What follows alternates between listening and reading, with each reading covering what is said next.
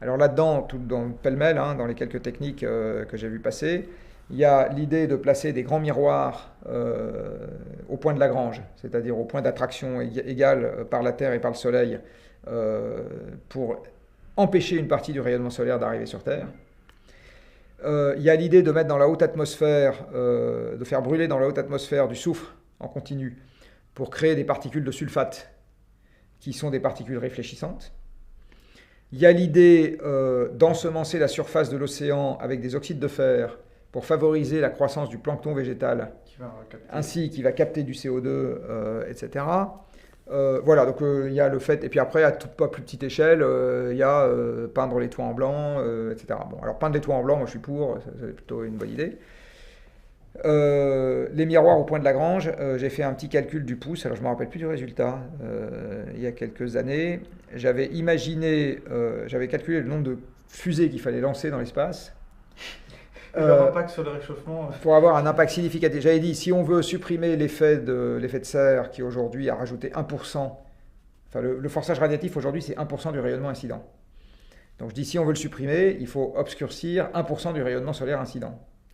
Donc il faut, au point de Lagrange, créer un miroir dont la surface est à peu près 1% de la superficie de la Terre, enfin un peu moins parce qu'on est un peu plus près du Soleil, mais peu importe. Et puis j'avais dit, en imaginant qu'on arrive à construire des miroirs qui font, je sais pas quoi, 5 ou 10 grammes au mètre carré, ce qui est quand même pas énorme, hein. Enfin bon, on est dans le vide, donc on s'en fout. J'avais calculé le nombre de milliers de tonnes ou de millions de tonnes qu'il fallait lancer dans l'espace et j'étais arrivé à un nombre de millions de tirs de fusée. Enfin, je ne sais plus combien j'en avais, mais en fait, le truc était totalement délirant, c'était évident qu'on n'arriverait jamais à le faire. Ces techniques-là, personnellement, je pense qu'elles nous échapperont à la bonne échelle. On n'y arrivera pas à la bonne échelle. Et par ailleurs, elles ont un autre inconvénient, c'est que elles n'empêchent pas l'atmosphère de rester avec son effet de serre supplémentaire, puisque le CO2 s'évacue très lentement, je l'ai dit tout à l'heure. Et donc, ce qui se passe, c'est que le jour où on n'est plus capable technologiquement de maintenir ce refroidissement continu, donc le miroir au point de Lagrange se prend un astéroïde, une comète, enfin une petite particule, un truc n'importe quoi, ou se dégrade ou je sais pas quoi, en fait il faut avoir toujours des fusées pour continuer à lancer en continu pour maintenir le truc. Bon.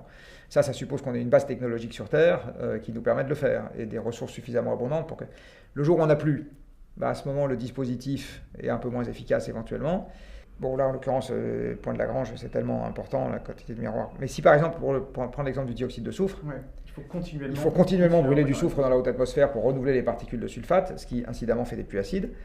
Le jour où on n'a plus les moyens d'aller bazarder du soufre dans la haute atmosphère, à ce moment-là, instantanément, le climat revient à la température d'équilibre. Et là, on se prend plus 2, plus 3 d'un coup, quoi. Exactement. En fait, il revient à la température d'équilibre qui aurait été la sienne si on n'avait jamais rien mis comme dioxyde de soufre dans l'atmosphère. Enfin, comme soufre dans l'atmosphère. Donc à ce moment-là, il rattrape instantanément là où il en serait sur la courbe en fonction des émissions de CO2.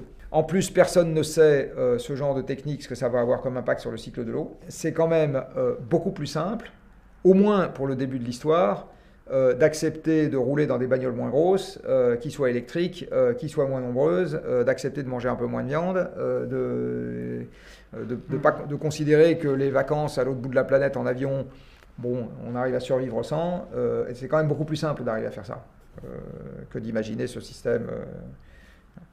On aime bien imaginer ce système parce qu'on est fondamentalement des animaux paresseux, c'est ce que je disais tout à l'heure.